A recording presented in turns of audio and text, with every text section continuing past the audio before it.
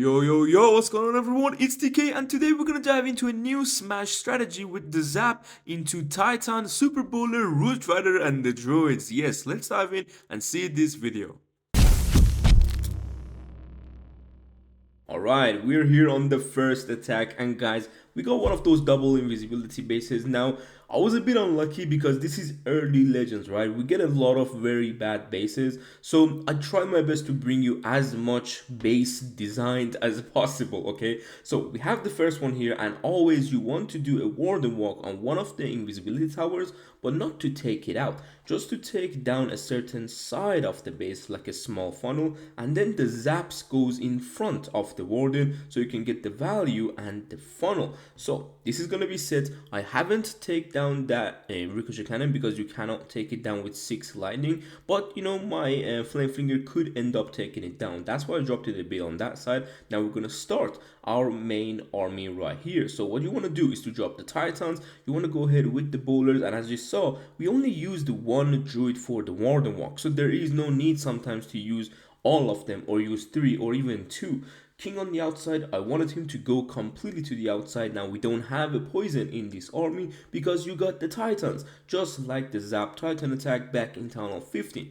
I'm gonna go ahead with the jump to give the entire Titan access to the back end. Another freeze for the Town Hall. King, unfortunately, here is coming inside, so this is not gonna make the funnel perfect, so that's why army is gonna go to the outside. Yes guys, you probably never seen me do smash attacks, so this is also sometimes my mistakes maybe. Now we're gonna go with the RC to the area where the Sui or the Smash didn't go. That's why we have the invisibility. Sometimes it's gonna be a lot of damage on the RC, but now look at the Root Riders.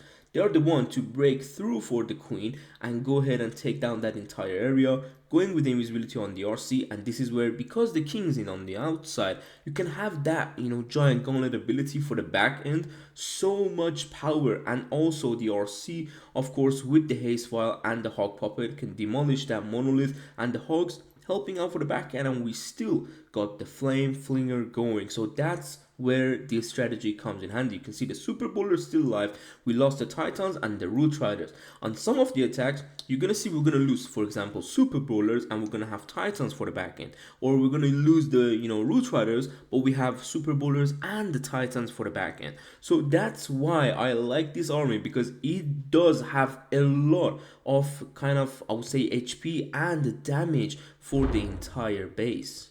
On the next hit, we have this ring style or core town hall base, basically with the double poison and multi infernos. We also have, of course, foreground expos, as you can see. So what I was planning on this one was a nice Warden Walk in front of the monolith, but not for the monolith. That is important. Now you might be saying, why don't I have the jelly?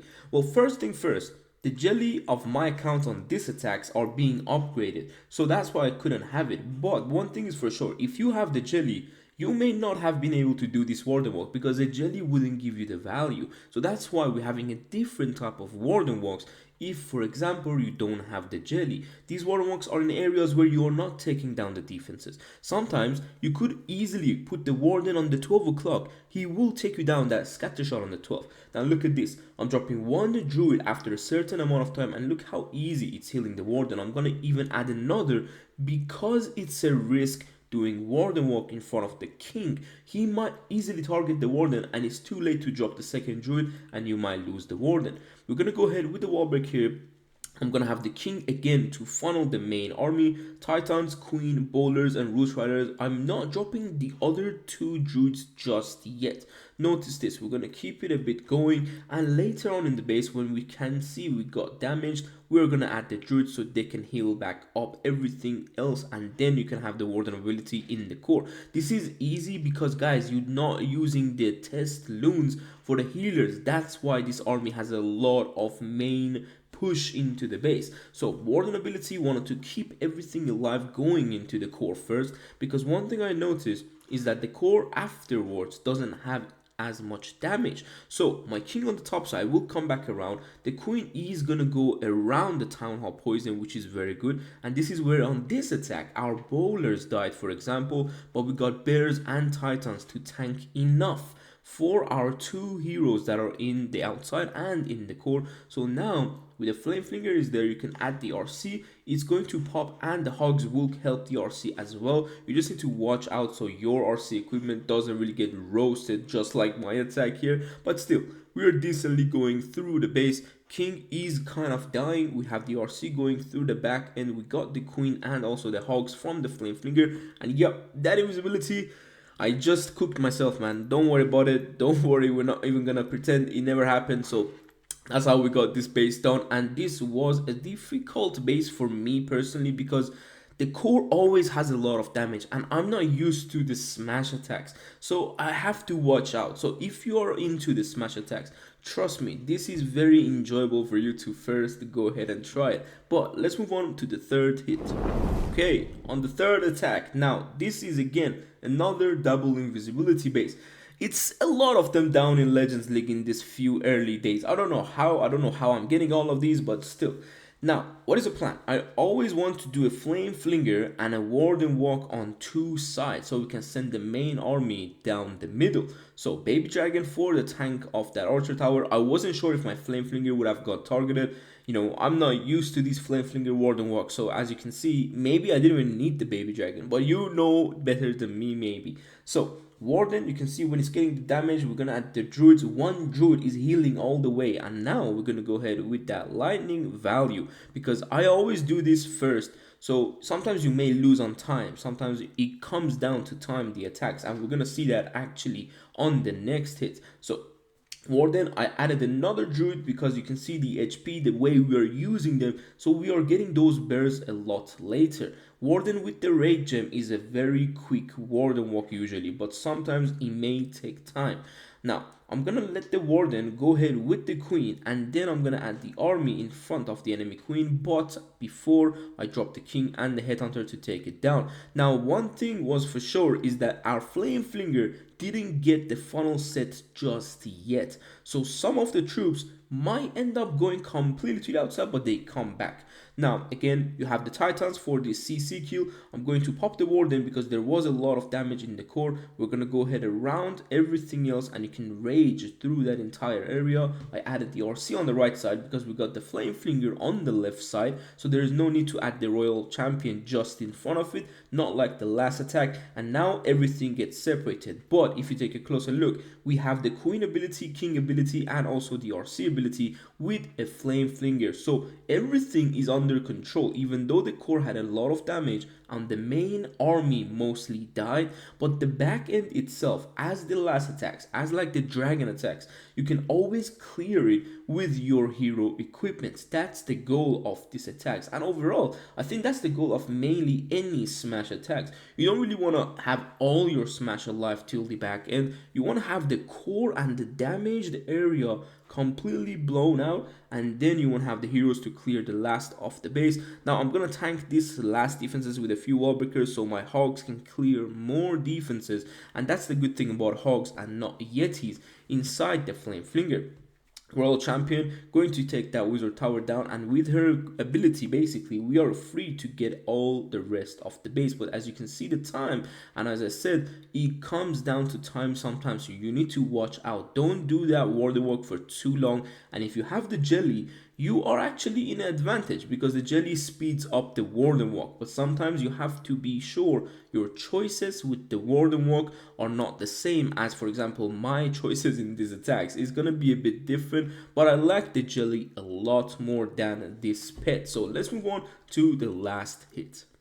Okay, last hit. Now I'm gonna show you what happens if things go wrong. Okay, something that I like to keep bringing you when I'm doing these type of videos and the strategy videos is that not always it's gonna be perfect, not always it's gonna be kind of like a crazy finisher. You know, sometimes you might lose on something, you might not see something, and you might actually lose the warden ability. Let me spoil it for you. Yes, so I'm not gonna lose the warden ability in the warden walks, but yeah, let's just look at a zap. Nice value. Now we have the warden. I'm not adding the druids just yet because there is no need. This is like a warden walk without anything. So we're just getting the funnel set for our flame flinger to go ahead on the lower side. Now I'm gonna add one druid to just kill the warden a bit higher. Now we're gonna have the queen to take down that warden to the top side and move away from the flame flinger. This is where I need to watch out because the ricochet cannon, I wanted it to target the root rider, but look at the warden.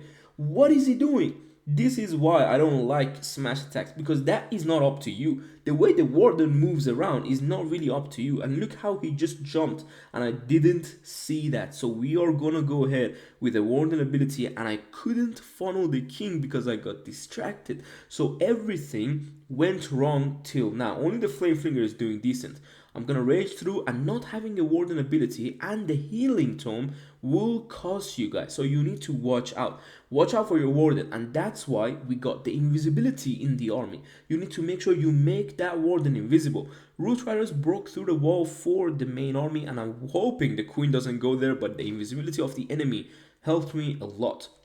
Queen on the enemy titan, and now she has to then deal with the ice golem before she takes down the town hall. But look the way we are taking down this compartment. One super bowler and the titan with the druid is taking down that entire compartment on the left hand side, and that's how much strong this army in general is. So I'm adding the champion on the town hall. We still got the king's ability for the back end. As I told you, if you don't send the king to the middle, he's going to have the back end ability and crush the base. That's why he's a good like kind of finisher, I would say, than just being in the core, because your army would get the core anyway. So there is no need to invest that king's gauntlet in the core as well, because he can be the finisher for the back end. But as I said, the time again. Now, of course, we didn't do a long warden walk, but the time is still an issue because of the way the base is set up. We went around the entire base. Our troops went to the outside. We couldn't keep the troops alive, and this is what it comes down to. Now, it's going to be a time fill on this attack. I'm not going to just waste your 30 seconds, as you know, but hopefully you guys enjoyed the way this strategy works, and if you're into smash attacks, I would highly recommend you try this because it's just interesting. Imagine showing your clanmates how can you just put all these big troops together, and it's amazing. It's fascinating. You don't need test loons. The druids can easily heal through the entire army with the bouncing heals and stuff. So yeah, let me know what else you want to see on the channel, and hopefully I'll see you soon. Take care. Peace.